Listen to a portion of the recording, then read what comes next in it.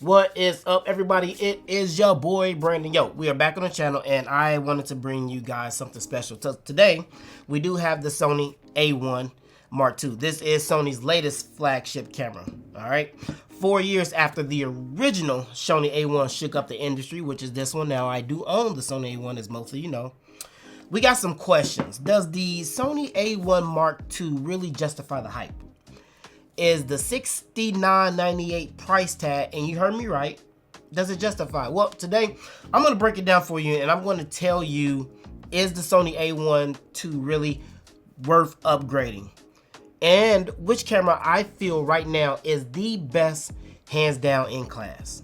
Are y'all ready for this? Because I'm going to give you some real insight. All right, let's go.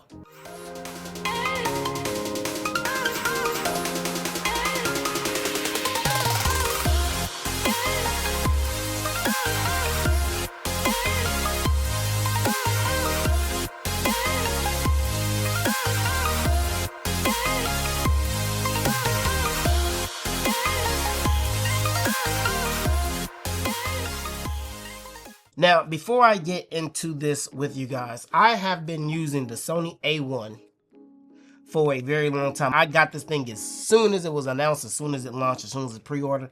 I bought the Sony A7R. The same as I did with my Sony A7R V. My amazing two cameras. I love these two cameras.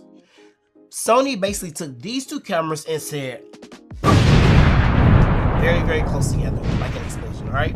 And they came out with this camera, the Sony A7R Mark II, in kind of an A9 III body, all right? We're gonna get into that a little bit more. But from somebody who has been using Sony cameras for a very long time, I'm gonna come to you more. I'm not gonna come to you guys with a bunch of specs. I'm not gonna tell you everything about the Sony A7R Mark II because you guys already know it. I'm gonna tell you right now, there is really no difference in all three of these cameras, especially if you're a photographer. I can take a picture right now with the Sony A7R. It's gonna look the exact same with the Sony A7R Mark II. I can take a picture with my Sony A7R V, even though it is a 61 megapixel camera. You're gonna think it's not gonna make a difference. It is what it is. All three of these cameras have a really high resolution sensor in it. You're not going to tell the difference, all right? So you might be asking, well, where is the differences in these cameras and why should you get one over the other, right? Well, I think that's a different video that I'm going to do a little bit later, but today I just want to give you my thoughts on the Sony A7R Mark II from actually having it for over 2 weeks now and using it, and I have one photo shoot coming up, and I have some more that I am doing before I send this back to Sony.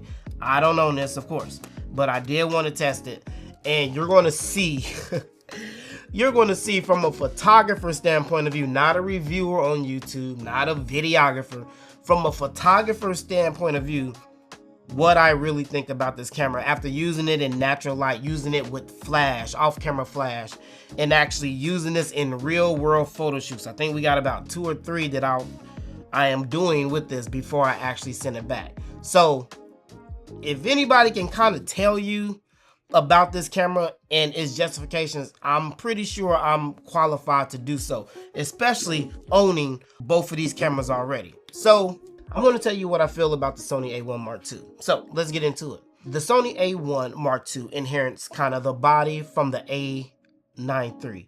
Everybody talks about the larger grip on the Sony A7R Mark II.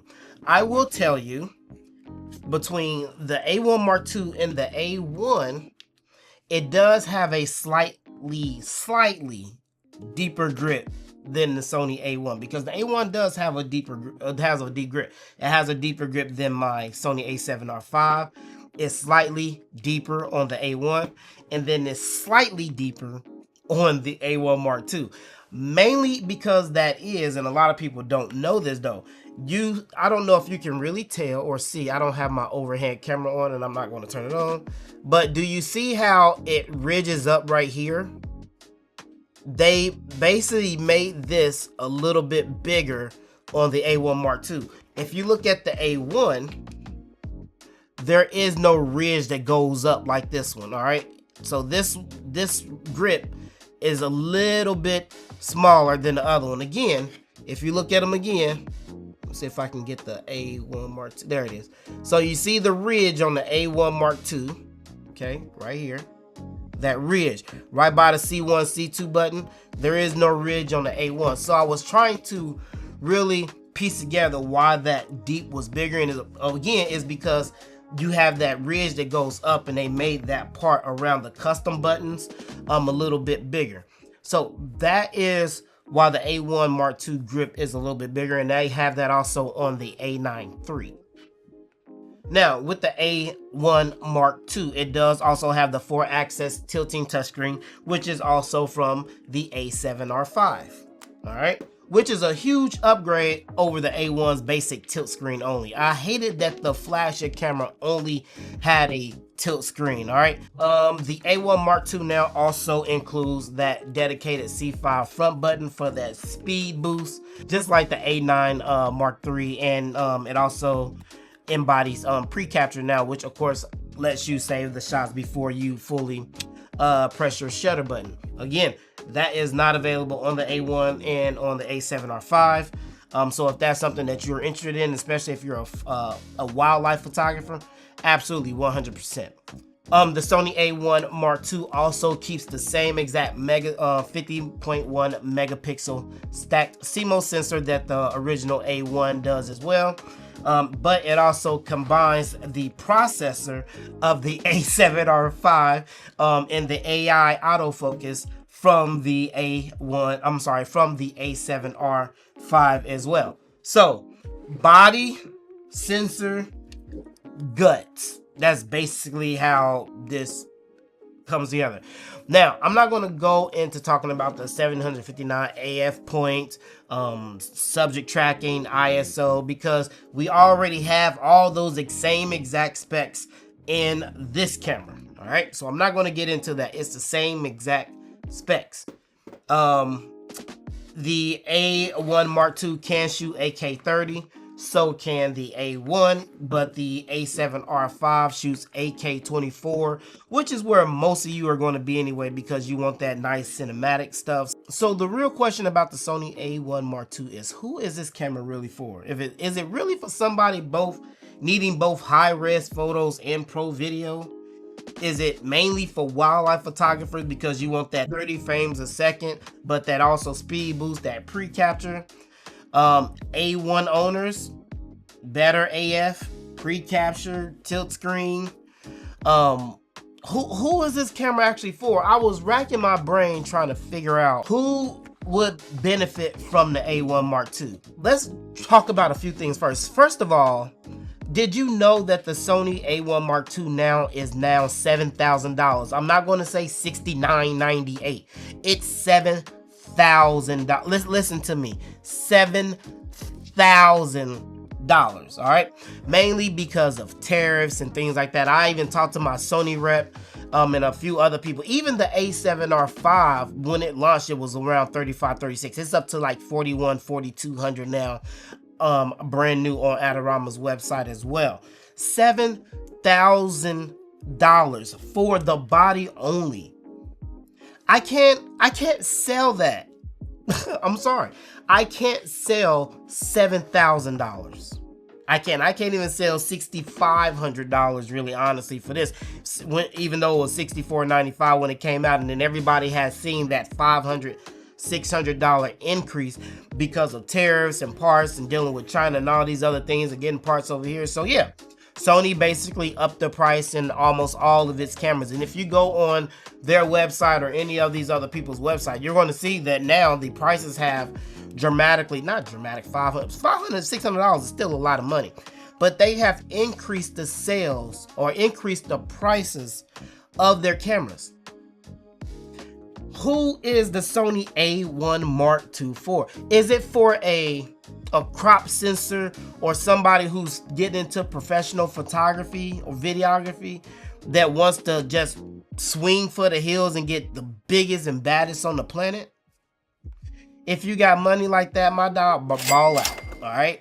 Is it for people who have the original A1? Can you justify paying $7,000 for the A1 Mark II. Because here's the thing, a lot of people will say, well, you know what? I'll just sell my Sony A1 for around, I'm gonna just go on the low end. I'll just sell my Sony A1 for around $4,500. Maybe you get maybe even $5,000 for it, right? Mint condition. My Sony A1 is in mint pristine condition. That's why I always put a skin on my cameras. Could you sell your Sony A1 for around $4,500? You probably could. To throw into the Sony A1 Mark II. So if I sell it for $4,500, that means I got to put another $2,500 with that. You might as well put that money into something else, like better glass or something like that. I just cannot justify that. I really can't. That's too big of a gap. Even if you sold your Sony A1 for $5,000, you need $2,000 more dollars. Some people would be okay with that. Sell this for $5,000, get another $2,000. Now you got the same camera basically, but you also got the AI, you got the new XR processor, and you got a better screen. Great, good for you. Or instead of paying $7,000 for that, did you know you can almost, well, this was $3,600, but at the price of $3,500, I could get two. I don't think you hear me right, and a lot of people are not talking about this on YouTube. I could get two Sony A7R Vs. This is an amazing camera, and right now, what camera would I choose out of any camera out there, and which one do I think is best in class? Hands down, the Sony A7R V is the best thing out there right now. It has the XR processor. It has the new AI autofocus system in it. It has a 61 megapixel sensor. It shoots 8K. It does everything that you need it to do. It has the 4-axis flippy-turny screen. It has everything that you need in the camera for both video, honestly, and especially photography. So why would you invest in the A1 Mark II? I would love for everybody here to put your comments down in the comment section and tell me what you have that can justify $7,000 for the Sony A1 Mark II instead of just getting either an old used, and I really can't even recommend the A1 anymore, because almost everybody who's doing YouTube and all of these other things are trying to do content creators or just trying to make something of yourself. We love the turnaround screen. I think every camera that comes out, it has to have a screen where you can see yourself. All right, it just has to have a screen where you can see yourself. That's just the way it is. All right, even my A67 and my other cameras, all of these cameras, you can see yourself. So I wanted this camera so bad, the Sony A1, when it first came out, but that not having that flippy turny screen was really, really bad for me. And on top of that, if you have a flagship camera like the Sony A1 or A1 Mark II, I think Sony should have continued with the gold badges. Gold is supposed to signify royalty, greatness. This is the greatest thing out there. This is the best thing I got. Why did Sony not put the gold badges on the A1 Mark II? I think that that's a tradition that should have continued to go with the flagship camera if you're going to continue to bring it out. All their badges should be gold, not that. They should have just continued with that. All right, why would you put it on the original and not put it on the Mark II when this is supposed to be better than that one? But anyway, having these cameras, going to photo shoots and being able to use these and give you guys an honest opinion, not somebody, again, who's just doing reviews, not somebody who's not actually using these cameras, somebody who has used these cameras for a very, very long time and has put them through the paces in every condition, both video and professional portraiture. This is just me after using all of these cameras for weeks and just going back and forth with them. I find myself grabbing this camera more than my A1, and pretty much almost this camera, but I'm only using this camera and showing you the photo shoots behind it because I have it from Sony and I want to test it out. But the next video, I'm going to show you some things with the 28-70 f2. This video was not about the Sony 28-70 f2. but I am going to be doing a video dedicated to this one as well. For the shoots that I've done, I only use this lens. So the photo shoots that you see that will be coming up is with the Sony A1 Mark II and the ones that are coming up, and this lens only, no other lenses, because I really wanted to test this lens and put it through the paces, right? Because that's what we do as real content creators and reviewers. We put these things through the paces, right? And I wanted to have enough to show you guys what I felt about this. So I did do video and portrait with the 28-70 f2. But with all that being said, I wanted to show you guys a quick clip of me doing some quick stuff around the house. I was able to get my dog and my son, and just showing you actually what the autofocus, the AI, looks like in here when you're going from people, when you're going to animals. I wanted you to see how snappy this autofocus is in this lens. And again, this is the same as this camera. They can both do the same exact thing. But I just wanted to do a quick test real quick. So here, I want you guys to sit back and enjoy this quick clip of the Sony A1 Mark II and the 28-70 f2.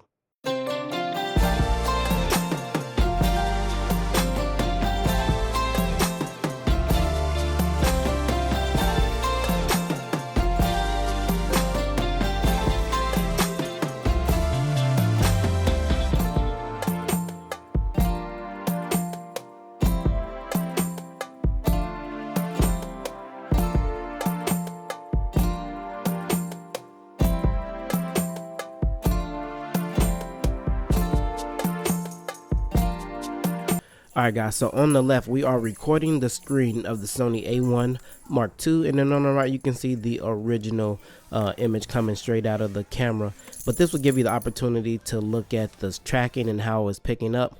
So my dog was in the way, so what I wanted to do, I thought it would be a great idea to go ahead and change the recognition target to just animals, just to see how it would track the dog and how it would pick up the image here. So we're going to go back and forth, and I'm just going to track Chloe here. She's just walking around the dining room right now. So but as she went back and forth, as you can tell, the AI autofocus is doing this job just like the Sony A7R V. It is tracking her body, it's tracking where they think that the eye is supposed to be at, and when it can't see the eye, and as you can turn her body, you see it's now going to track the back of her, or track the back of her head, until she pops right back around, and it just snaps right back to that eye again.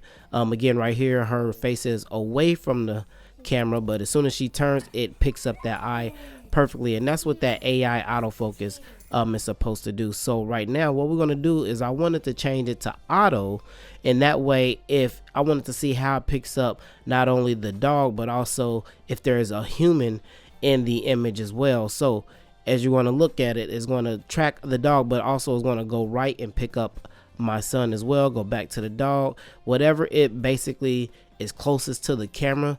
I see that that's what it's mainly picking up. So, and this has to do with, you know, level playing as well. So since the dog is more out in front of my son Liam, it's going to pick up the tracking on the dog's eyes, and then once you go up a little bit, it's going to go ahead and pick up my son. So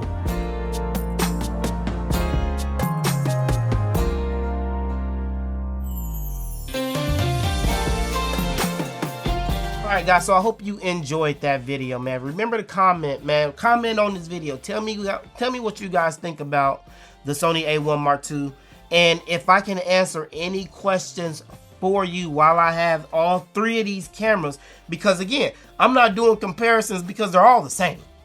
You're not going to see a difference in pretty much any of these cameras. They're just different names. Same autofocus, except the A1 doesn't have the AI.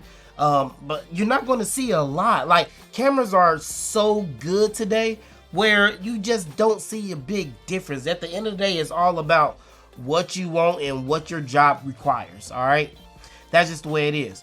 I use my Sony A7R V for weddings, but I use it as a backup camera, and I use my Sony A1 as my main camera just because it has that 30 frames a second, and I know I can shoot fast with it. There's different tools for different things, but it's great when I use it as a backup camera and I want to get you know, the other shots with another lens and this lens, but this is my main one. In wildlife, this would be my main one, because of the frames a second. You know, everything is events, weddings. That's where my A1 come from. If I'm doing portraits and other things, newborn, maternity shoots, graduations, all my other stuff, A7R V. Like these two cameras together, there is nothing that I cannot handle, right? But I have two bodies. But some people will say, well, you can just sell both of those and you'll just have all of those in one body. Well, that's true. You would. But I'm not paying $7,000 for that. I basically already paid $7,000 when I bought both of these cameras at different points in times, right? But if I could do it all over again, I would sell my Sony A1 and just get another A7R V. I would. I wouldn't get the Sony A1 because it really doesn't do a lot for me besides the 30 frames a second and the speed. This is a speed monster, just like the A9 III.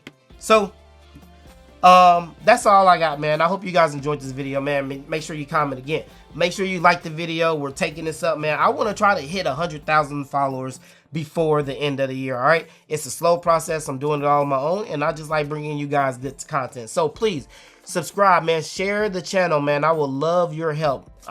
If you follow me, if you're a true fan of the channel, I'm asking you right now to make sure you subscribe and share the channel, man. I'm trying to reach 100,000 subscribers, and I'm going to do it with you guys. We don't have no sponsors. We don't have a lot of people just out there just throwing our stuff out the way. All right, it's just me and you. Me and you. Help me get to 100,000. Help me get it to 100,000 subscribers, man. Until then, I'll see you guys in the next video. Look out for the photo shoots coming up with the Sony A1 Mark II and the 28-70 f2. All right, it's your boy Brandon. I holla. Peace.